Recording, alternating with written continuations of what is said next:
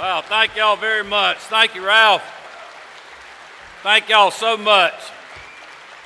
It is an honor to be with you all this evening. Thankfully, I have, as usual, the greatest First Lady in the country, Marty Kemp, with me. As y'all know, she's done more at the state level than anyone in the country to end human trafficking, raise the awareness of that evil crime, and help support the victims. And I know that many of you are in that fight with her, so thank you for that. I just want to start by thanking you all for all the thoughts and prayers that you have bestowed upon Marty and I and our administration over the years, and just let you know how much that means to our entire family. I'll be brief tonight because I know that you have a lot of great folks that you're going to hear from. In fact, my remarks will probably be shorter than Ralph's introduction. But I do appreciate the kind words and the work that we have done together. I believe it is important for all of us to understand what's at stake this November.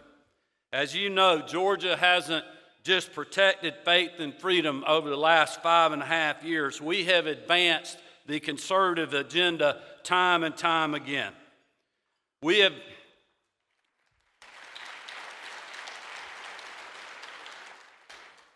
stood up for what was right and fought back against those who would take a stand or would take our state and our nation in the wrong direction. As Ralph mentioned, in Georgia, we expanded protection for the lives of the unborn. We strengthened our Second Amendment rights.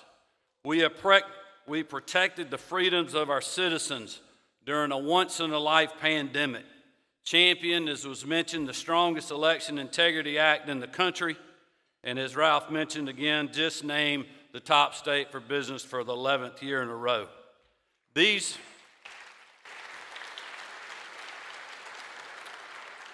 I think it's important to remember that these successes were accomplished in the face of a well-funded opposition from the left, the media, and their activist allies.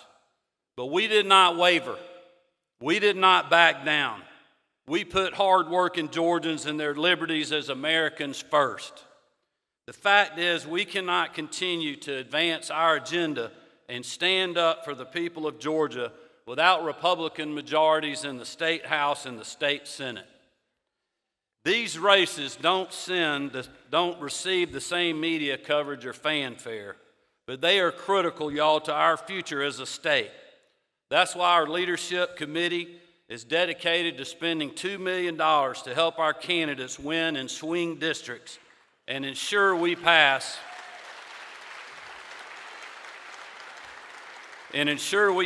conservative pro-growth policies at the state capitol for the next 2 years.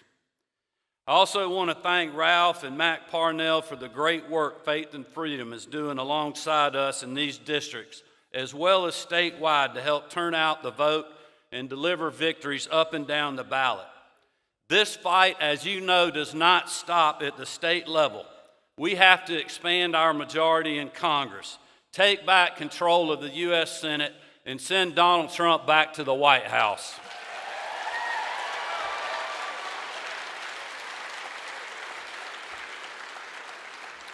And the reason that we have to do that is because we know what the other side will do if they take control of the federal government.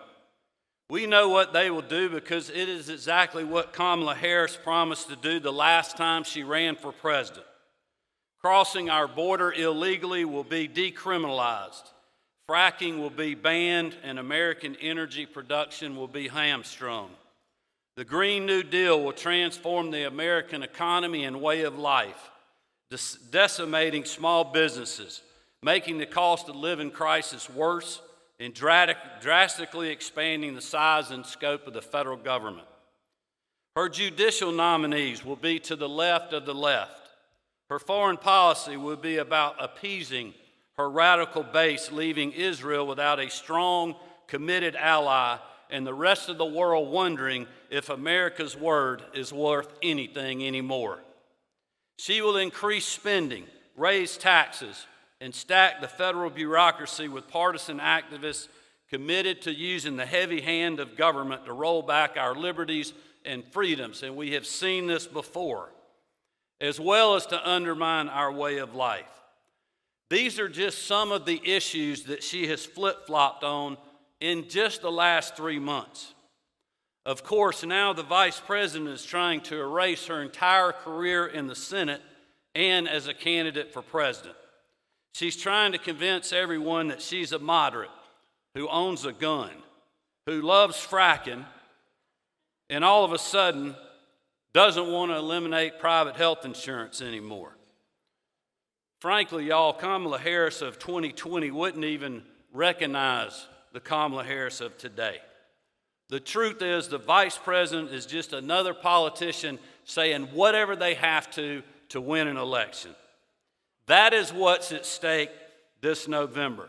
Not just one policy, not just one law. Kamala Harris wants to take our country farther away from its founding principles. More government, higher taxes, runaway spending, a weak America abroad, and American families less safe at home. So we cannot take anything for granted. We cannot take our foot off the gas. We have to work hard for the next 49 days.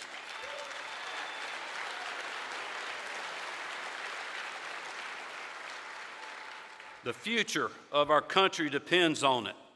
And I believe that by working together and being united, I know we can finish the drill and save America. Thank you all for having me. Thank you for being in the fight with us. Keep chopping and let's win this dang thing. God bless you.